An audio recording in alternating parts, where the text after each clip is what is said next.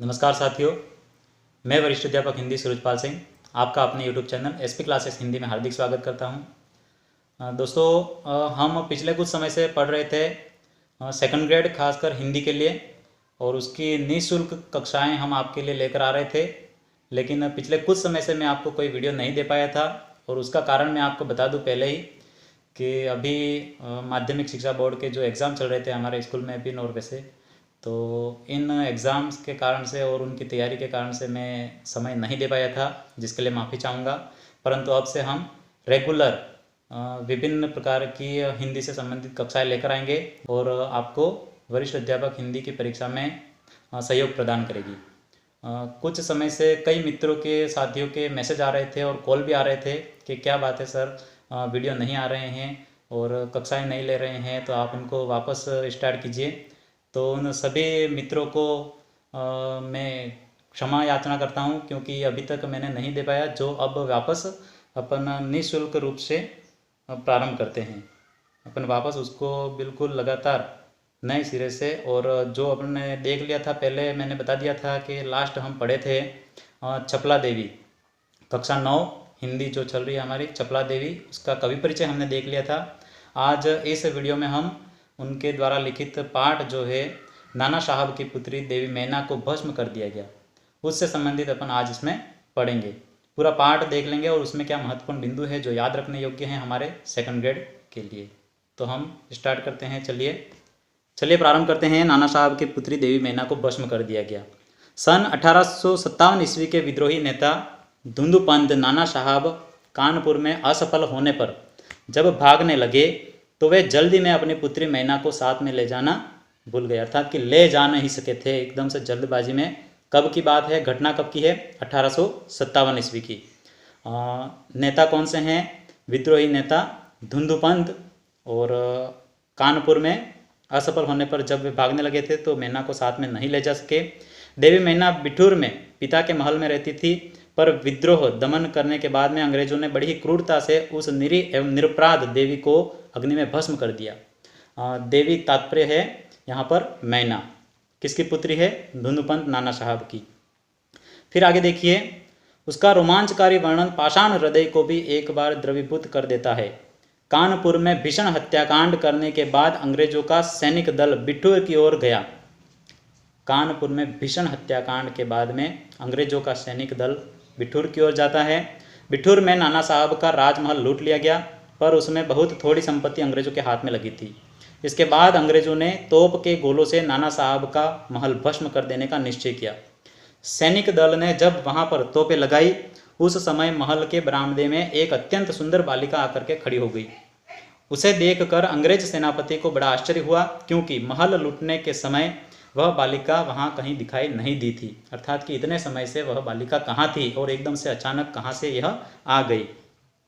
उस बालिका ने बरामदे में खड़ी होकर के अंग्रेज सेनापति को गोले बरसाने से मना किया। उसका करुणापूर्ण मुख एवं अल्प वयस देख करके सेनापति को भी उस पर कुछ दया आ गई। सेनापति ने उससे पूछ लिया कि क्या चाहती है, तो बालिका ने शुद्ध अंग्रेजी भाषा में उसको उत्तर दिया कि क्या आप कृपा कर इस महल की रक्षा करेंगे। इस प्रकार का प्रश्न वह बालिका उस सेनापति के समक्ष करती है। फिर आगे देखिए, सेनापति ने उसको पूछा, क्यों, तुम्हारा इसमें क्या उद्देश्य है? तो बालिका ने कहा, आप ही बताइए कि यह मकान गिराने से आपका क्या उद्देश्य है। तो सेनापति जवाब देता है कि यह मकान विद्रोहियों के नेता नाना साहब का वास स्थान था। सरकार ने इसे विध्वंस कर देने की आज्ञा दी। सरकार अर्थात कि अंग्रेज सरकार। बालिका कहती है, आपके विरुद्ध जिन्होंने शस्त्र उठाए थे, अर्थात कि उनके पिताजी के संबंध में कह रही है, वे दोषी हैं, पर इस जड़ पदार्थ मकान ने आपका क्या अपराध किया है? मेरा उद्देश्य इतना ही है कि यह स्थान मुझे बहुत प्रिय है, इसी से मैं प्रार्थना करती हूँ कि इस मकान की रक्षा कीजिए। सेनापति ने दुख प्रकट करते हुए कहा कि कर्तव्य के अनुरोध से मुझे यह मकान गिराना ही होगा, अर्थात कि अंग्रेज सरकार का आदेश है इस मकान को गिराने के लिए, तो फिर मुझे यह आदेश मानना ही होगा।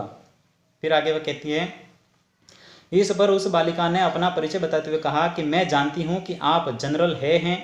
उनका नाम वह पहले से जानती थी। आपकी प्यारी कन्या मैरी, उनकी कन्या का नाम था मैरी, मैं और मुझ में बहुत प्रेम संबंध था। कई वर्ष पूर्व मैरी मेरे पास बराबर आती थी और मुझे हृदय से चाहती थी, अर्थात कि हम दोनों में गहरी दोस्ती थी। उस समय आप भी हमारे यहाँ आते थे और मुझे अपनी पुत्री के ही समान प्यार करते थे। तो मालूम होता है कि आप वे सभी बातें भूल गए हैं। मेरी की मृत्यु से मैं भी बहुत दुखी हुई थी। उसकी एक चिट्ठी मेरे पास अब तक है, अर्थात कि उस अंग्रेज अधिकारी जो था है, उसकी पुत्री का नाम था मैरी, और उनमें और इसमें बहुत ही गहरी दोस्ती थी और कुछ समय पहले ही उसका देहांत हो चुका था। तो उसकी एक चिट्ठी भी उसके पास अभी संभाल के उसने रखी थी। तो यह सुनकर के सेनापति के होश उड़ गए। उसे बड़ा आश्चर्य हुआ और फिर उसने उस बालिका को भी पहचाना और कहा, अरे यह तो नाना साहब की कन्या मैना है। इस प्रकार से वह उसको पहचान लेता है। फिर आगे सेनापति है कुछ क्षण ठहर करके बोले, हाँ मैंने तुम्हें पहचाना कि तुम मेरी पुत्री मेरी की सहचरी हो, अर्थात कि मित्र हो, किंतु मैं जिस सरकार का नौकर हूँ उसकी आज्ञा नहीं टाल सकता, तो भी मैं तुम्हारी रक्षा का प्रयत्न करूँगा। फिर आगे देखिए, इसी समय प्रधान सेनापति जनरल आउटरम वहाँ पर आ पहुँचे और उन्होंने बिगड़ कर सेनापति से कहा, जो है सेनापति थे उनसे कहा कि नाना का महल अभी तक तोप से क्यों नहीं उड़ाया गया है। तो सेनापति है ने विनयपूर्वक कहा कि मैं इसी फिक्र में हूँ, किंतु आज आपसे एक निवेदन करता हूँ, क्या किसी तरह से नाना साहब का महल बच सकता है। इस प्रकार का प्रश्न वह उसके समक्ष करता है, आउटरम के समक्ष। तो आउटरम जो है उनके जवाब देते हैं, गवर्नर जनरल की आज्ञा के बिना यह बात संभव नहीं है। नाना साहब पर अंग्रेजों का क्रोध बहुत अधिक है। नाना के वंश या महल पर दया दिखाना असंभव है, अर्थात कि अंग्रेज सरकार इस बात को मानने वाली नहीं है। तो सेनापति है कहते हैं, तो लॉर्ड कैनिंग गवर्नर जनरल को इस विषय में एक तार देना चाहिए, अर्थात कि उस समय गवर्नर जनरल कौन थे हमारे इस अंग्रेज सरकार जब यहाँ पर शासन कर रही थी उस समय, लॉर्ड कैनिंग। आउटरम कहते हैं कि आखिर आप ऐसा क्यों चाहते हैं। हम यह महल विध्वंस किए बिना और नाना की लड़की को गिरफ्तार किए बिना नहीं छोड़ सकते। तो सेनापति है मन में दुखी होकर के वहाँ से चला गया। इसके बाद जनरल आउटरम ने नाना साहब को जो महल था, नाना साहब का जो महल था उसको घेर लिया। महल का फाटक तोड़ करके अंग्रेज सिपाही भीतर घुस गए और मैना को खोजने लगे, किंतु आश्चर्य है कि सारे महल का कोना कोना खोज डाला पर मैना का पता नहीं लगा। वह पूरे महल में उसको कहीं मिली नहीं।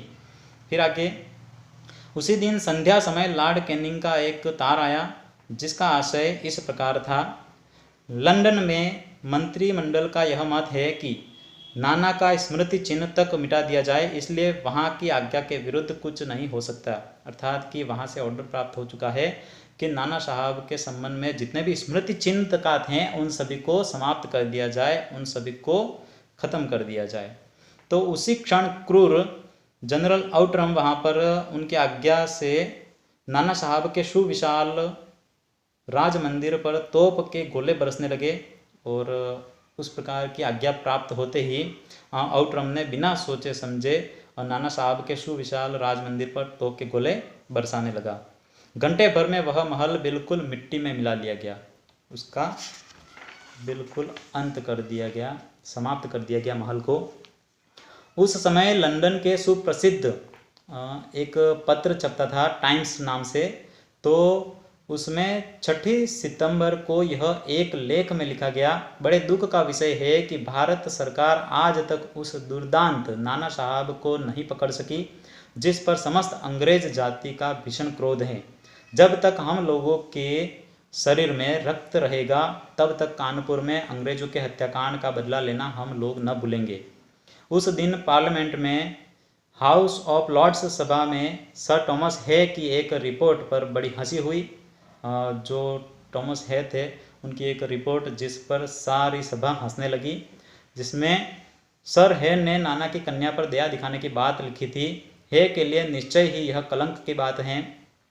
जिस नाना ने अंग्रेज नर नारियों का संहार किया उसकी कन्या के लिए क्षमा, अपना सारा जीवन युद्ध में बिताकर अंत में वृद्धावस्था में सर थॉमस है एक मामूली महाराष्ट्र बालिका के सौंदर्य पर मोहित होकर के अपना कर्तव्य ही भूल गए।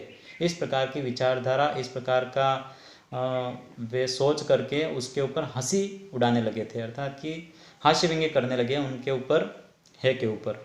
हमारे मत से नाना के पुत्र कन्या तथा अन्य कोई भी संबंधी वहाँ कहीं जहाँ कहीं मिले उसको मार डाला जाए। हमारे मत से नाना के पुत्र कन्या और अन्य कोई भी संबंधी उनको मिलते हैं तो उनको उसी हाल में वहीं पर मार डाला जाए। इस प्रकार उनका मत वह प्रकट करते थे सभा वाले।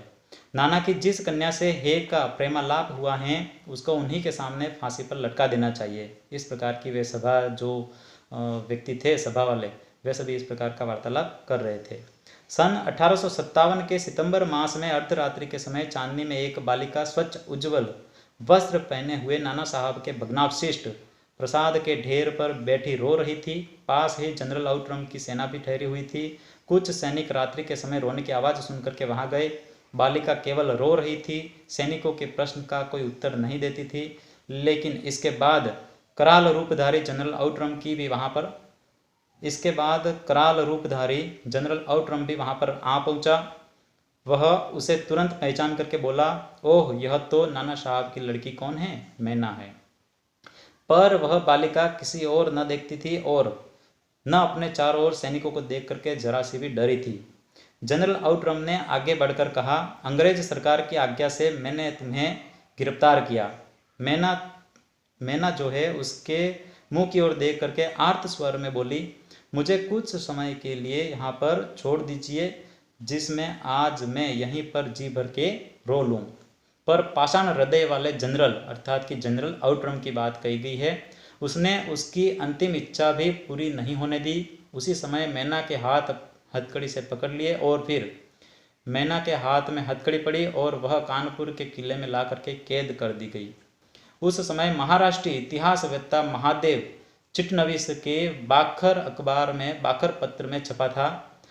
इस संबंध में हमें ध्यान रखना है कि यह जो बात छपी थी कौन से पत्र में छपी थी, तो बाखर, और कौन इसके इतिहासवेत्ता कौन थे? महादेव चिटनवीस।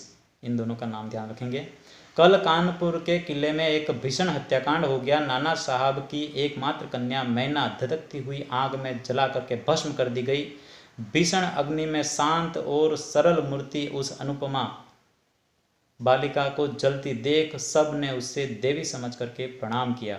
अर्थात कि उसको जेल में बंद कर दिया गया और कुछ समय बाद उसको जला करके भस्म कर दिया गया देवी मैना के संबंध में।